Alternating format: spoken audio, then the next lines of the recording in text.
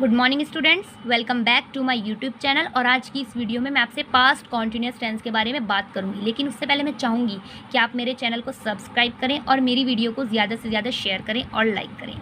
तो स्टार्ट करते हैं। पास्ट कॉन्टिन्यूस टेंस क्या होता है? Past continuous tense past tense का सेकंड पार्ट होता है। ठीक है, इसकी पहचान देखें। जिन वाक्यों के अंत में रहा था, रही थी, रहे थे ये शब्द आते हैं वो पास्ट कॉन्टिन्यूस टेंस कहलाते हैं। ठीक है, जैसे राम विद्यालय जा रहा था, सीमा पुस्तक पढ़ रही थी, हम बातें कर रहे थे, वह खेल रही थी। जैसे इन वाक्यों के अंत में जो है रहा था, रही थी, रहे थे ये शब्द आ रहे हैं, तो ये पास्ट कॉन्टिन्यूस टेंस कहलाते हैं। ठीक है, अब ये 3 टाइप से किया जाता है: अफर्मेटिव, नेगेटिव, इंटेरोगेटिव।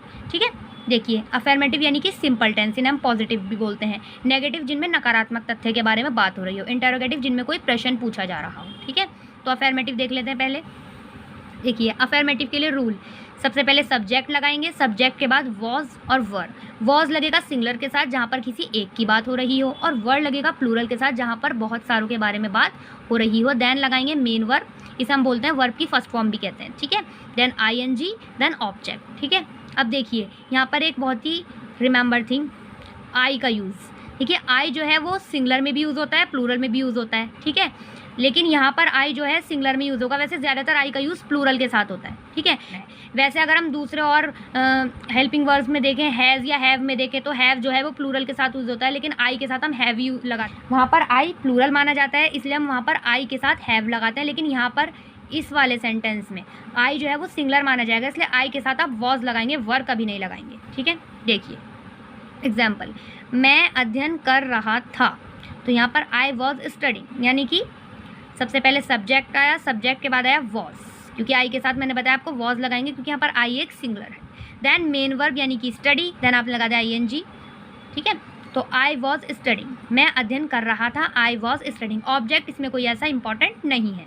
ठीक है, अब नेक्स्ट, किसी किसी सेंटेंस में ऐसा हो जाता है कि ऑब्जेक्ट नहीं होता है, यानी कि ऑब्जेक्ट है इसी में छिपा हुआ है लेकिन अलग से नहीं दिया हुआ है। ठीक है, नेक्स्ट देखिए, हम बातें कर रहे थे, वी वर टॉकिंग। तो यहाँ पर देखिए वर क्यों आया, क्योंकि यहाँ पर बहुत सारों के बारे में बात हो रही है, यानी कि प्लूरल के बारे में बात हो रही है, इसलिए वी वर टॉकिंग। ठीक है, तो ये हमारे अफर्मेटिव सेंटेंस थे। ऐसे आपके बहुत सारे एग्जाम्पल हो सकते हैं कि हम खाना खा रहे थे या हम पानी पी रहे थे। ठीक है, we were drinking, we were eating food. ठीक है, इस टाइप से हो सकते हैं एग्जाम्पल। नेक्स्ट देखें, हमारा आता है नेगेटिव। जिन वाक्यों में कोई भी नकारात्मक बात की जाती है ना, वो नेगेटिव सेंटेंस होते हैं। ठीक है, देखिए रूल देखिए, सबसे पहले सब्जेक्ट, सब्जेक्ट के बाद was were plus not, main verb, ING, object. यानी कि रूल जो है सेम अफर्मेटिव है, बस वॉज वर के बाद लगना है नॉट, ये याद रखिएगा। ठीक है, एग्जाम्पल, रीमा नहीं खेल रही थी, तो रीमा वॉज नॉट प्लेइंग। यहाँ पर देखिए सबसे पहले सब्जेक्ट आया रीमा, उसके बाद हमने वॉज लगाया क्योंकि यहाँ पर सिंगुलर की बात हो रही है, हमने उसके बाद लगाया है नॉट, देन आपका वर्ब आईएनजी और ऑब्जेक्ट। ठीक है, रीमा नहीं खेल रही थी, रीमा वॉज नॉट प्लेइंग। अब इसी तरह नेक्स्ट, ये लड़कियां कक्षा में शोर नहीं मचा रही थी, तो these girls were not making a noise in the class.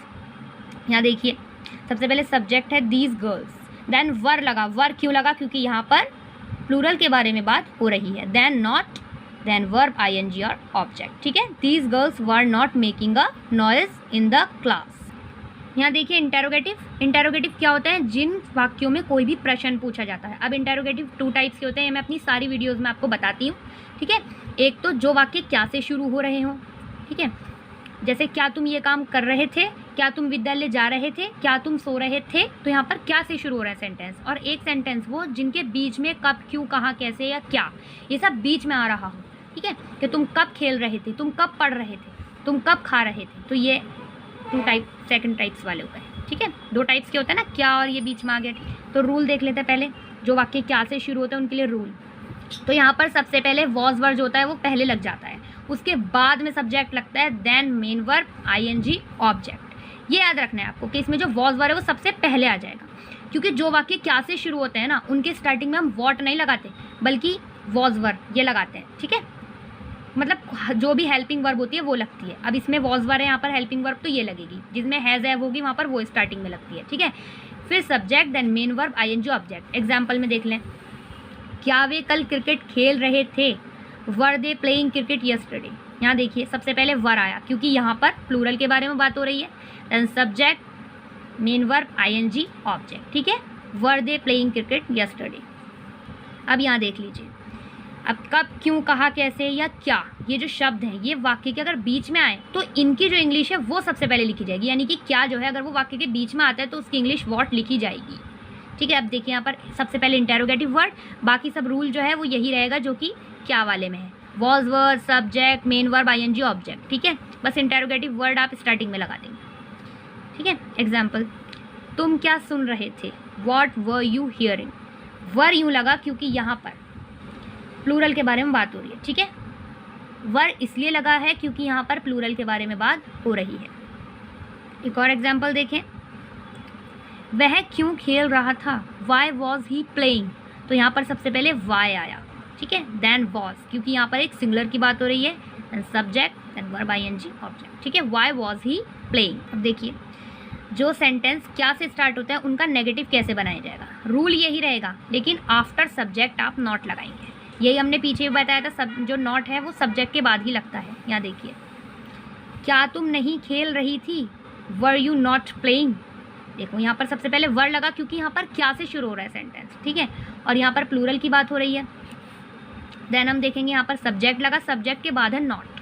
ठीक है, वर यू नॉट प्लेइंग। अब इसका नेगेटिव देख लेते हैं, इसमें भी रूल सेम यही रहेगा, बस सब्जेक्ट के बाद नॉट लग जाएगा। देखिए एग्जाम्पल, तुम क्यों नहीं पढ़ रहे थे, why were you not studying. यहाँ देखिए सबसे पहले इंटरोगेटिव वर्ड की इंग्लिश आ गई वाई, देन वर आया क्योंकि यहाँ पर भी प्लूरल की बात हो रही है, देन सब्जेक्ट, सब्जेक्ट के बाद है not, why were you not studying. So students आज की वीडियो में बस इतना ही, और अगर आपको कोई भी प्रॉब्लम लगी हो तो मेरे कमेंट सेक्शन में मुझे कमेंट करके ज़रूर बताएं। ठीक है, आज के लिए बस इतना ही, मिलते हैं नेक्स्ट वीडियो में।